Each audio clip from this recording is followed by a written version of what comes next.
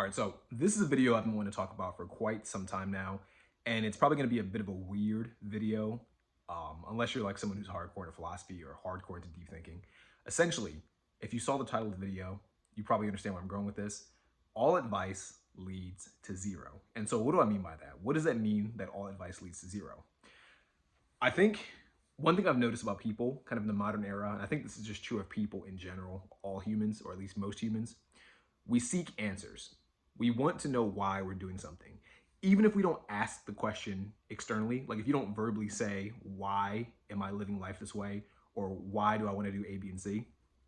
I think deep down, we all have that thought that comes through our mind. We all subconsciously seek to understand why we're doing something, why we're living life, why we live the way we live, why we seek the things we seek, why we want the things we want.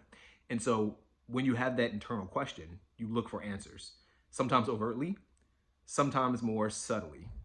But what I think a lot of people do nowadays is they look towards external things to find out the best way to live their life. They look toward religion. They look towards philosophy. They look towards business people. They look towards politicians. My personal experience and my personal suggestion for you in this video is to be extremely cautious listening to the external world.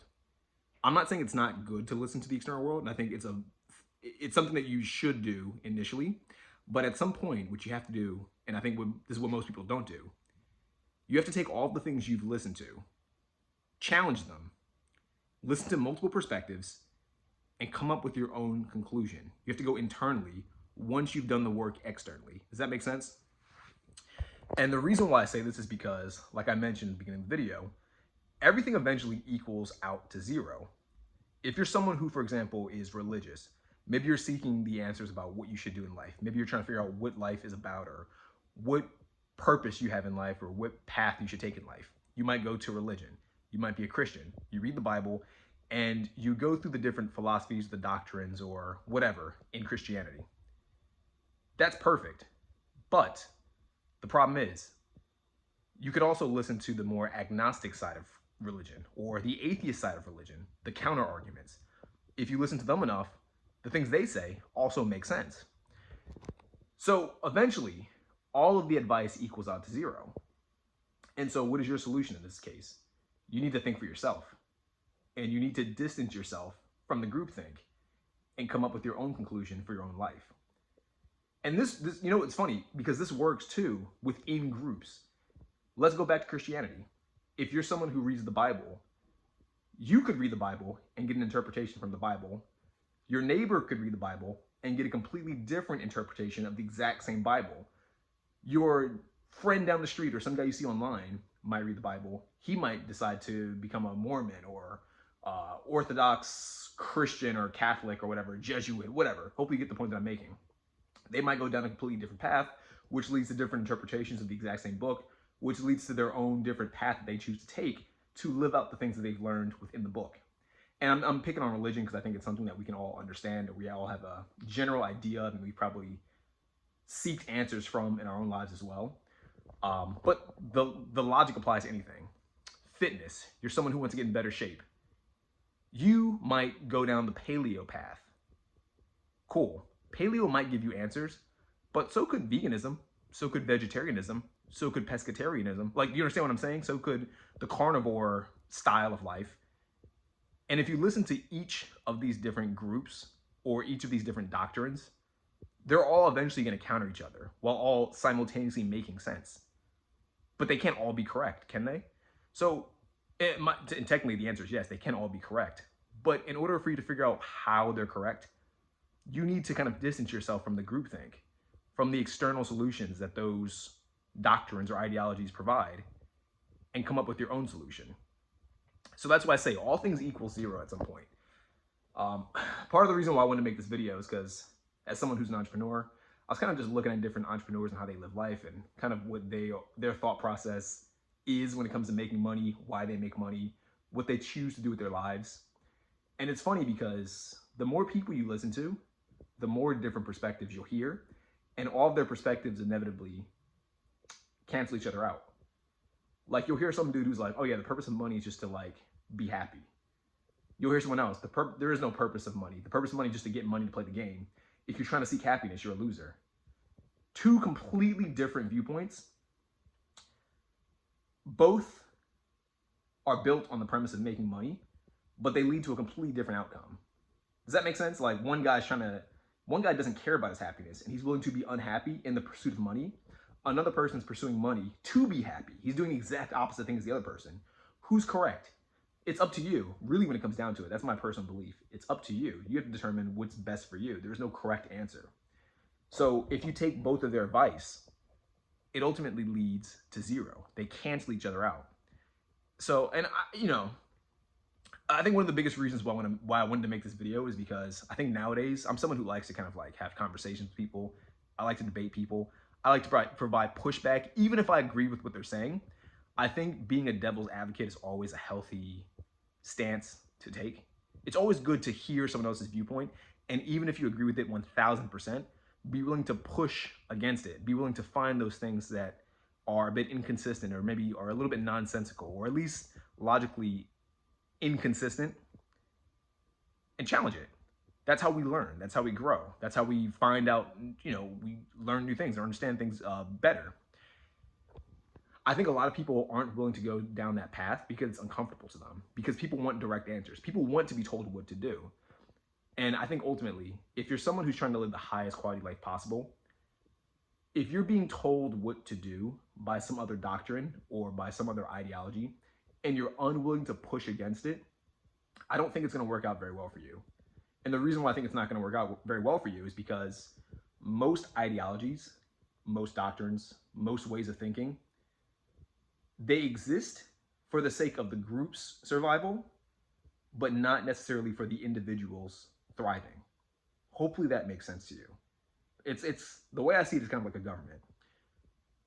If you're in, say, for example, America, many of the laws in place exist for the benefit of society as a whole, but they might also exist at the detriment of your personal happiness or your personal fulfillment. It's like when you drive down the road. I have a Chevy Camaro. I personally like to drive fast. I can't drive fast. Why can't I drive fast? Because there's laws in place that make me drive at a certain speed limit.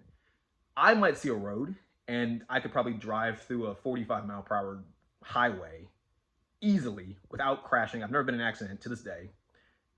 Been pulled over like twice for speeding, but I was doing it safely. I was by myself both times.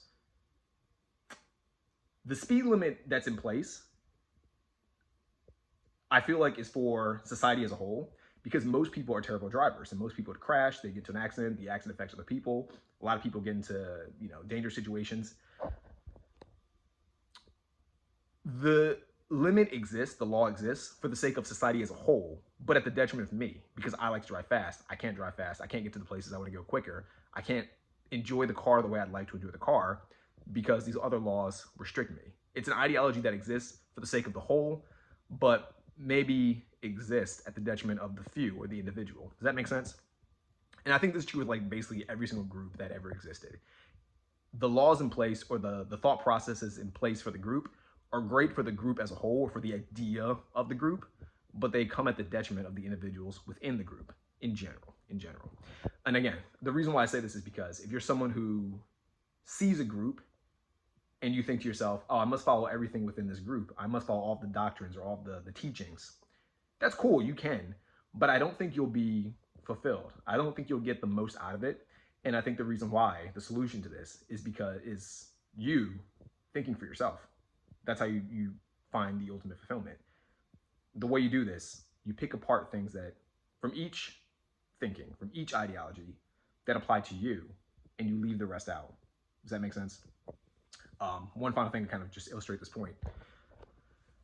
This is going to be a little bit more religious, I guess, perhaps a bit controversial. When I was younger, actually, I'll change the story a little bit. Same with religion.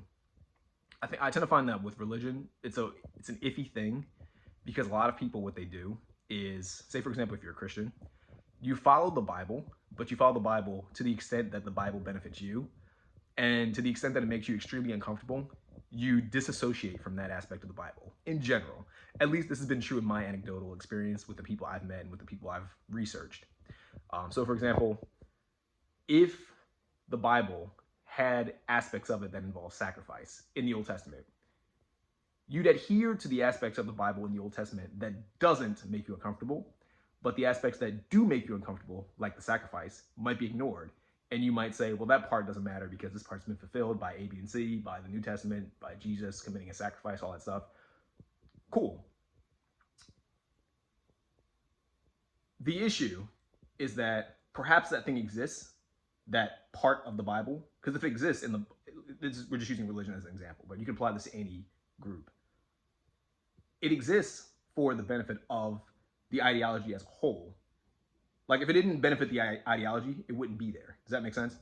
So it has a purpose for existing, but you know deep down that it doesn't serve your purposes, which is why you don't listen to it. I think that's a good thing. I think it's a fantastic thing. I'm not saying it's a bad thing. Don't go sacrificing people. But I think this rule applies to every group. Always. Take the things that benefit you, leave the things that don't.